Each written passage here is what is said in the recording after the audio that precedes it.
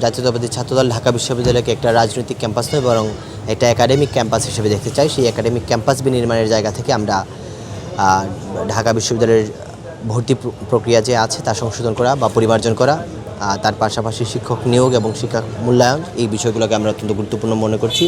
ঢাকা বিশ্ববিদ্যালয়ের নারী হলগুলোতে আরও কিছু সমস্যা বিদ্যমান রয়েছে, যেমন নারী শিক্ষার্থীরা ইচ্ছা করলেও যে হলে অ্যালটেড তার বাইরে অন্য কোনো হলে যেতে পারেন না, এটা তাদের একটা বড় বার্ডেন। তাছাড়া আমাদের যে ক্যাম্পাসের বাইরে যে 3টা হলগুলো আছে সেগুলোতে নারীদের স্বাস্থ্য সমস্যা অত্যন্ত প্রবল। যদি কোনো নারী শিক্ষার্থী অধিক রাত্রে অসুস্থ হন, তাদের সেবা দেওয়ার কোনো প্রক্রিয়া নেই। এবং কিছু কিছু হলে এই ধরনের প্রবণতা আছে যে হলগুলোর ভেতরে নির্দিষ্ট সময়ের পর মুভ করার বিষয় নিয়েও অনেক রেস্ট্রিকশন আছে। সেই সব একদম খাঁচাবন্দি করে রাখার যে বিষয়গুলো, সেগুলো থেকে আমরা নারী শিক্ষার্থীদের মুক্তি দিতে চাই।